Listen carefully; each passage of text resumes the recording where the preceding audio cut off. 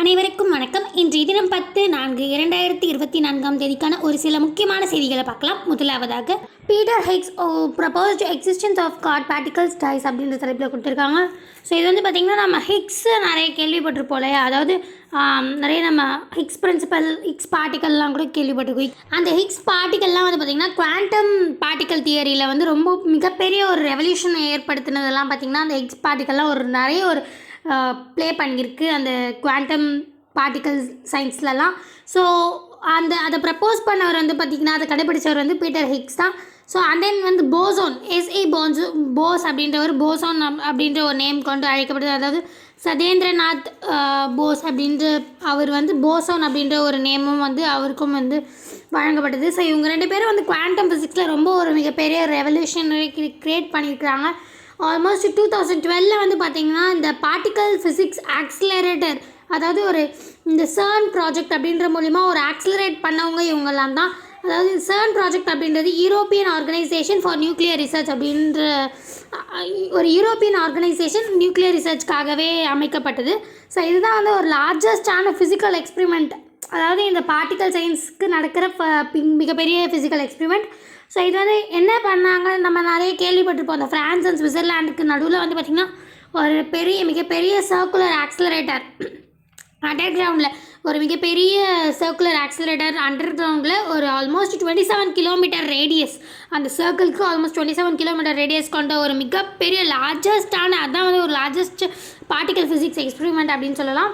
So இவ்வளோ செலவு பண்ணியிருக்காங்க. ஸோ அந்த CERN சூப்பர் கொலாய்டல் அது மூலிமா வந்து டிடெக்ட் பண்ணியிருக்காங்க. இந்த எக்ஸோசோன் பார்ட்டிகல்ஸ் அதெல்லாம் வந்து டிடெக்ட் பண்ணியிருக்காங்க.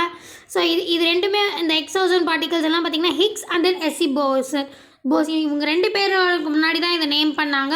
ஸோ ஆல்மோஸ்ட் 2013லலாம் வந்து பார்த்திங்கன்னா இந்த பீட்டர் ஹிக்ஸ் அப்படின்றவர் மிகப்பெரிய சாதனைகள் இது கண்டுபிடிச்சதுனால நோபல் ப்ரைஸ்லாம் வாங்கியிருக்காரு. ஸோ அவர் இப்போ ரீசெண்டாக இறந்து போயிட்டார் அப்படின்றது தான் வந்து இந்த நியூஸில் தெரிவிச்சிருக்காங்க. ஸோ அடுத்ததாக SBDT told to verify Rajeev Chandrasekhar's affidavit அப்படின்ற தலைப்பில் கொடுத்துருக்காங்க. ஸோ இது வந்து பார்த்திங்கன்னா நம்ம எல்லாருக்கும் இப்போ கிட்டத்தட்ட தெரிஞ்ச ஒரு நியூஸாக தான் இருக்கும்னு நம்புகிறேன். ராஜீவ் சந்திரசேகர் அவர்கள் வந்து ஒரு பொய்யான ஃபைல் பண்ணதா அப்படின்ற மாதிரி தகவல் வந்திருக்கு. அது இன்னும் கன்ஃபார்ம் ஆகலை. சப்போஸ் கன்ஃபார்ம் ஆனால் என்ன பண்ணுவாங்க அப்படின்றத பற்றின ஒரு டீட்டெயிலான எக்ஸ்ப்ளனேஷன் நம்ம இதில் பார்க்கலாம். ஸோ இது ஆக்சுவலி வந்து பார்த்திங்கன்னா இந்த ஆர்டிக்கல் எது சம்மந்தப்பட்டதுன்னு பார்த்திங்கன்னா RPA, அதாவது ரெப்ரசன்டேஷன் ஆஃப் பீப்புள் ஆக்ட் அப்படின்ற ஒன்று 1951 எடுத்துகிட்டு வந்தாங்க. ஸோ அந்த ஆக்ட் பிரகாரம் என்னென்னா அதாவது அப்பீல் ஆகிறவங்க, அதாவது அந்த கேண்டிடேட், அந்த எலெக்ஷனுக்கு கேண்டிடேட்டாக நிற்கிறவங்க எல்லாருமே அவங்களுடைய எப்படி சொல்கிறது, அவங்க ஒரு டிரான்ஸ்பரன்சியாக இருக்கணும். அப்போ தான் ஓட்டர்ஸ் வந்து அவங்களால சூஸ் பண்ண முடியும் யாருக்கு வந்து அவங்க ஓட் பண்ணுறது அப்படின்றது. சூஸ் பண்ணுறதுக்காக நம்ம இந்தியன் கவர்மெண்ட் வந்து ஒரு டிரான்ஸ்பரன்சியாக இருக்கணும் அப்படின்றது தான் வந்து தெரிவிச்சிருக்காங்க. ஸோ இது வந்து செக்ஷன் 125A வந்து penalty for filling falls affidavit அப்படின்ற ஒரு கீழே இது வந்து கன்ஃபார்ம் பண்ணியிருக்காங்க. ஸோ டிரான்ஸ்பரன்சி இருக்கணும், அப்போ தான் வந்து ஓட்டர்ஸ்க்கு வந்து ஈஸியாக வந்து ஓட் பண்ண முடியும், அவங்களுக்கு யார் தேவை அப்படின்ற மாதிரி கரெக்டான ஒரு டிசிஷன் எடுக்க முடியும் அப்படின்ற மாதிரி மென்ஷன் பண்ணியிருக்காங்க.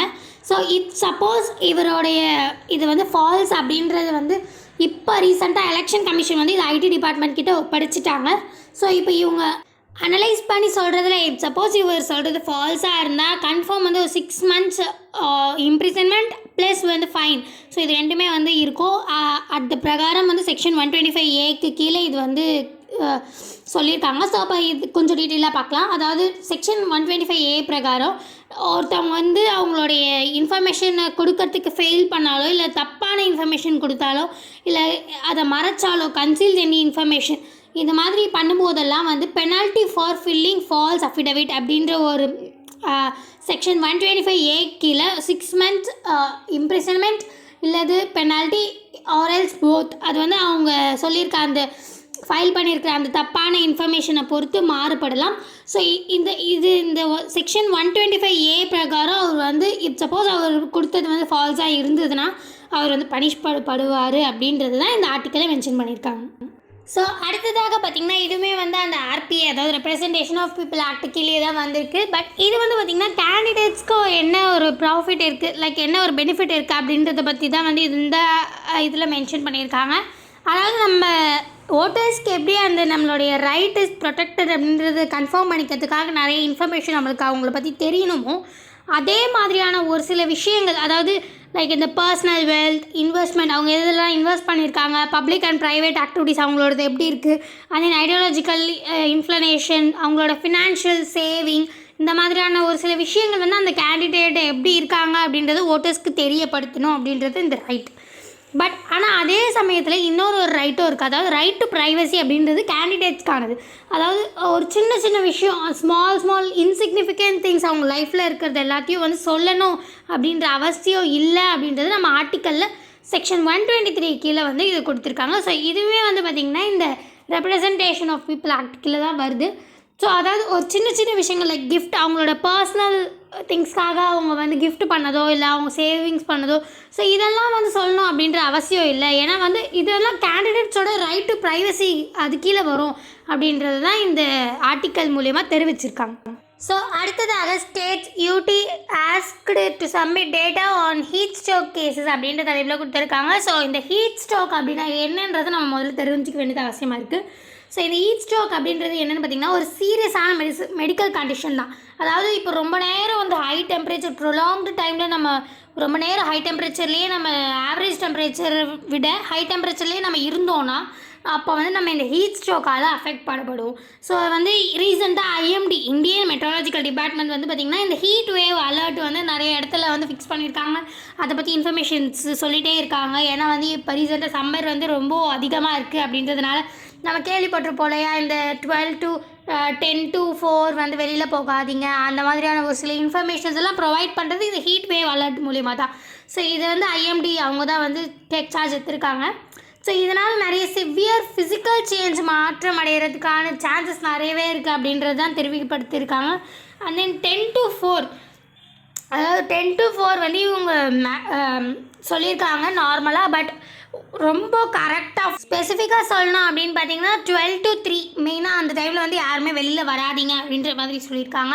ஸோ மெயினாக வந்து இதெல்லாம் வந்து கடைப்பிடிக்க முடியாத ஒரு சில பேர் இருக்காங்களே. ஸோ லைக் இந்த அக்ரிகல்ச்சர் ஒர்க்ஸ் பண்ணுறவங்க, இந்த மேரத்தான்லாம் ஓடுறவங்க, தென் ஸ்ட்ரீட் வெண்டார்ஸ், அண்ட் இந்த நிறைய ஹெவியாக வெயிட் தூக்குறவங்க, கன்ஸ்ட்ரக்ஷன் ஒர்க்கில் ஈடு பண்ணுறவங்க, மேஸ்திரிகள் அந்த மாதிரி சொல்கிறோம் இல்லையா. ஸோ அவங்க எல்லாமே இந்த இதுக்குள்ளே வந்து அடங்க முடியாது. ஏன்னா வந்து அவங்களோட வாழ்வாதாரத்துக்காக வந்து அவங்க பண்ணுவாங்க அப்படின்றது வந்து அவங்களால அதாவது கன்சிடர் பண்ண சொல்கிறாங்க. இந்த மாதிரியான ஒரு சில சிம்டம்ஸ் இருந்தால் நீங்கள் வந்து உடனடியாக வந்து ஒரு ஷெல்டர்லேயோ இல்லை நீங்கள் வந்து கூல் டவுனான பிளேஸில் போய் இருங்க. ஏன்னா வந்து இப்போ இருக்கிற ஹீட் அப்படின்றது நார்மல் சன்லைட் மட்டும் வரது இல்லாமல் டேமேஜஸான வேவ்ஸ் எல்லாமே வந்து கலந்து வருது அப்படின்றதுனால லைக் லூஸ் ஹைட்ரேஷன், அதாவது ஹைட்ரேஷன் நிறைய போச்சுன்னா அண்ட் தென் ஸ்வெட்ஸ் நிறையா ஆகும். அண்ட் தென் இந்த மாதிரியெல்லாம் ஆகும்போது உள்ளே இருக்கிற ட்ரை லிம்ஃபாக க்ரியேட் ஆகிடும். அண்ட் தென் ஒரு சில டைம் நோசியா, வாமிட்டிங் சென்சேஷன்லாம் வந்து வரதுக்கு சான்ஸ் இருக்குது. ஹெட்ஏக் இந்த மாதிரி நிறைய